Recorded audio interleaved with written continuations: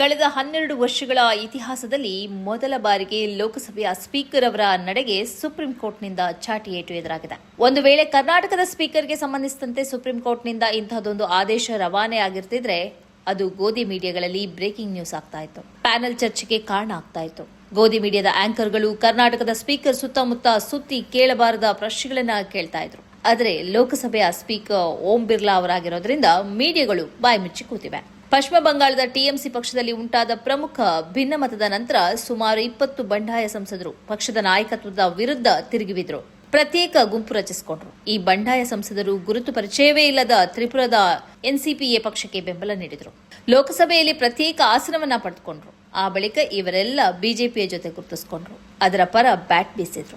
ಈ ನಡುವೆ ಪಕ್ಷಾಂತರ ವಿರೋಧಿ ಕಾಯ್ದೆಯಡಿ ಈ 20 ಸಂಸದರನ್ನ ತಕ್ಷಣವೇ ಅನರ್ಹಗೊಳಿಸಬೇಕು ಎಂದು ಆಗ್ರಹಿಸಿ ಟಿಎಂಸಿ ಪ್ರಧಾನ ಕಾರ್ಯದರ್ಶಿ ಮತ್ತು ಸಂಸದ ಅಭಿಷೇಕ್ ಬ್ಯಾನರ್ಜಿ ಲೋಕಸಭಾ ಸ್ಪೀಕರ್ ಓಂ ಬಿರ್ಲಾ ಅವರಿಗೆ ಅರ್ಜಿ ಸಲ್ಲಿಸಿದ್ರು. ಆದರೆ ಓಂ ಬಿರ್ಲಾ ಬಿಜೆಪಿಯವರು ನೋಡಿ, ಅರ್ಜಿ ಸಲ್ಲಿಸಿ 2 ತಿಂಗಳೇ ಕಳೆದರೂ ಅವರು ವಿಳಂಬ ಧೋರಣೆ ಅನುಸರಿಸಿದ್ರು. ಇದನ್ನ ಪ್ರಶ್ನಿಸಿ ಸುಪ್ರೀಂ ಕೋರ್ಟ್ಗೆ ಅಭಿಷೇಕ್ ಬ್ಯಾನರ್ಜಿ ಮತ್ತೊಂದು ಅರ್ಜಿ ಸಲ್ಲಿಸಿದ್ರು. ಈ ಅರ್ಜಿಯನ್ನ ಕೈಗೆತ್ತಿಕೊಂಡ ಮುಖ್ಯ ನ್ಯಾಯಮೂರ್ತಿಗಳ ಪೀಠ ಈ ವಿಚಾರದಲ್ಲಿ ಸ್ಪೀಕರ್ ಅವರ ನಿಲುವಿನ ಕುರಿತು ಕಟ್ಟುನಿಟ್ಟಿನ ಪ್ರಶ್ನೆಗಳನ್ನು ಎತ್ತಿದೆ. ಸುಪ್ರೀಂ ಕೋರ್ಟ್ ವಿಚಾರಣೆಯ ವೇಳೆ ಓಂ ಬಿರ್ಲಾ ಪರವಾಗಿ ವಾದ ಮಂಡಿಸಿದ್ದು solicitor general Tushar Mehta. Speaker ಕಚೇರಿಯು ಈಗಾಗಲೇ ಪ್ರಕ್ರಿಯೆಯನ್ನು ಆರಂಭಿಸಿದೆ. ಬಂಡಾಯ ಸಂಸದರಿಗೆ ನೋಟಿಸ್ ನೀಡಲು ಸಿದ್ಧತೆ ನಡೆಸಿದೆ. ಆದ್ದರಿಂದ ಸಾಂವಿಧಾನಿಕ ಪೀಠ ವಾದ ಸ್ಪೀಕರ್ ಕಚೇರಿಗೆ ಪ್ರತ್ಯೇಕ ನೋಟಿಸ್ ನೀಡಬಾರದು ಎಂದು ಸುಪ್ರೀಂ ಕೋರ್ಟ್ಗೆ ಮನವಿ ಮಾಡಿದರು. ಆದರೆ ನ್ಯಾಯಪೀಠ ಈ ಪ್ರಕರಣವನ್ನು ಗಂಭೀರವಾಗಿ ಪರಿಗಣಿಸಿತು. ಬರೀ ನೋಟಿಸ್ ಜಾರಿ ಮಾಡೋದು ಮಾತ್ರ ಅಲ್ಲ, ನಿರ್ದಿಷ್ಟ ಕಾಲಮಿತಿಯೊಳಗೆ ವಿಚಾರಣೆಯನ್ನು ಪೂರ್ಣಗೊಳಿಸುವುದು ಅತ್ಯಗತ್ಯ ಎಂದು ಹೇಳಿದ ಸುಪ್ರೀಂ ಕೋರ್ಟ್ನ ಈ ಕಠಿಣ ನಿಲುವಿನ ಬೆನ್ನಲ್ಲೇ ಸ್ಪೀಕರ್ ಕಚೇರಿಯು ಕೇವಲ 7 ದಿನಗಳ ಕಾಲಾವಕಾಶ ನೀಡಿ 20 ಬಂಡಾಯ ಸಂಸದರಿಗೆ ಉತ್ತರ ನೀಡುವಂತೆ ನೋಟಿಸ್ ಜಾರಿ ಮಾಡಿದೆ.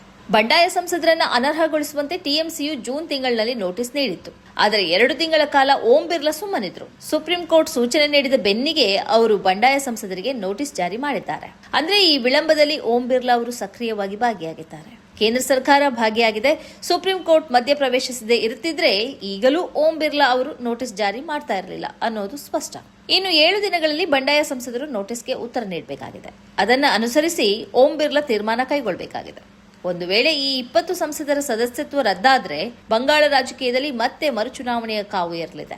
ಒಂದು ವೇಳೆ ಈ 20 ಸಂಸದರು ಚುನಾವಣೆಗೆ ನಿಂತರೆ ಅವರಲ್ಲಿ ಬಹುತೇಕರು ಗೆಲ್ಲಲಾರರು ಎಂಬ ಅಭಿಪ್ರಾಯವೂ ಇದೆ. ಟಿಎಂಸಿ ಟಿಕೆಟ್ನಲ್ಲಿ ಗೆದ್ದು ಈಗ ದ್ರೋಹ ಮಾಡಿದ್ದಾರೆ ಎಂಬ ಅಭಿಪ್ರಾಯ ಮತದಾರರಲ್ಲಿ ಇದೆ.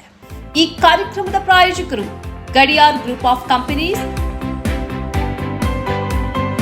specialized in piling and shoring, engineering consultancy, firefighting, steel structures, real estate. Office, SIT Tower, Silicon Oasis, Dubai, UAE.